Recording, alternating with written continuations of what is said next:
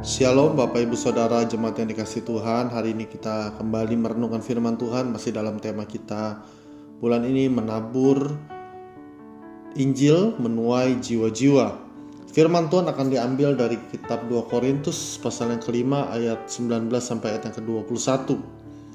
Sebab Allah mendamaikan dunia dengan dirinya oleh Kristus dengan tidak memperhitungkan pelanggaran mereka. Ia telah mempercayakan berita pendamaian itu kepada kami. Jadi kami ini adalah utusan-utusan Kristus, seakan-akan Allah menasihati kamu dengan perantaran kami.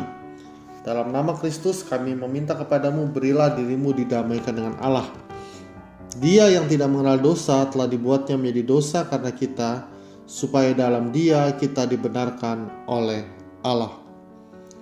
Bapak Ibu Saudara yang dikasihi oleh Tuhan, mungkin banyak orang yang bertanya, mengapa sering sekali disampaikan atau dikhotbahkan di gereja bahwa setiap orang harus memberitakan Injil?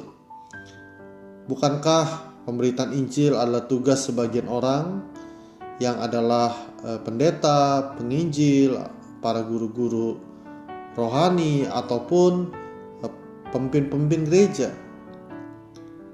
Tetapi apa yang kita baca di firman Tuhan mengatakan bahwa setiap kita adalah utusan Kristus. Setiap kita dipercayakan oleh Allah untuk menyatakan Injil. Injil itu memiliki arti adalah kabar baik. Kabar baik yang dari sorga. Dan kabar ini adalah kabar yang dinantikan oleh begitu banyak orang di sekeliling kita, bahkan di seluruh dunia ini.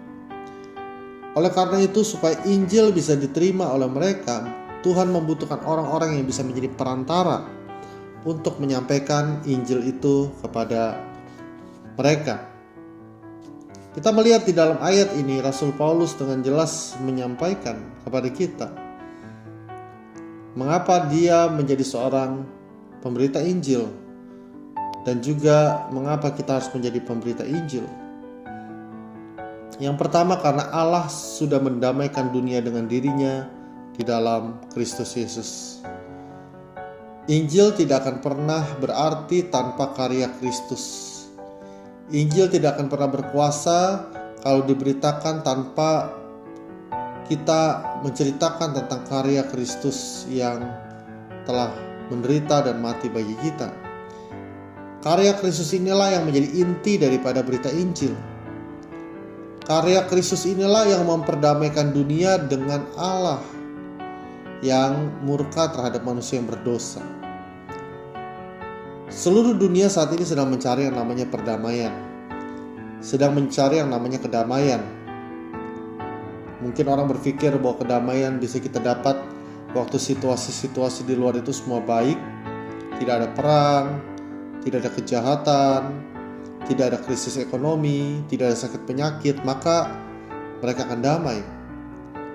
Tetapi kondisi yang dialami oleh banyak orang membuktikan bahwa keadaan yang baik secara eksternal tidak membuat hati mereka damai.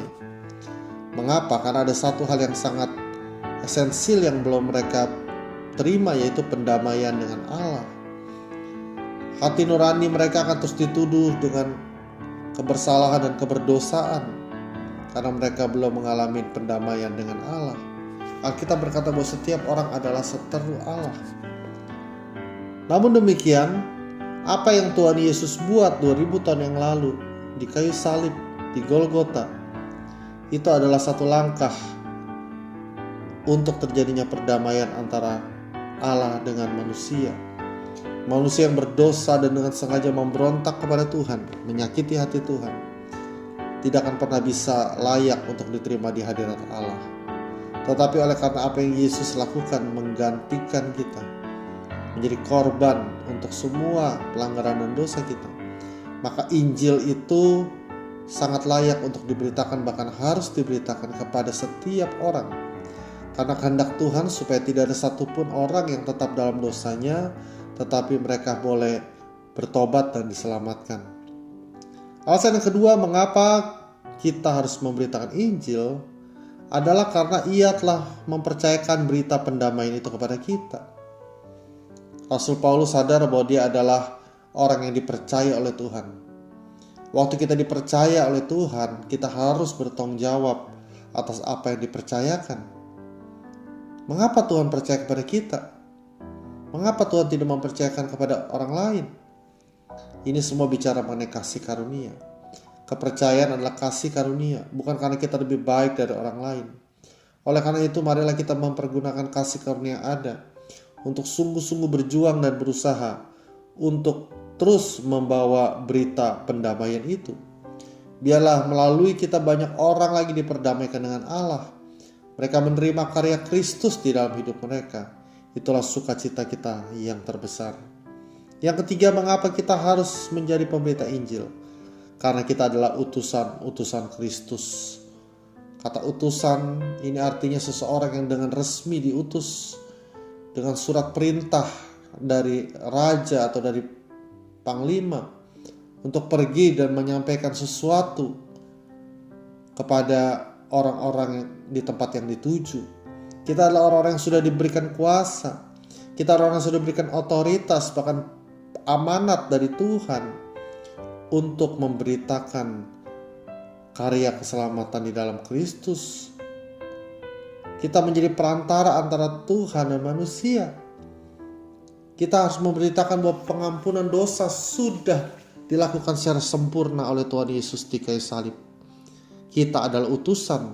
Seorang utusan tidak menceritakan tentang ceritanya sendiri, tidak menceritakan tentang kisahnya sendiri, tapi tentang berita dari yang mengutus dia.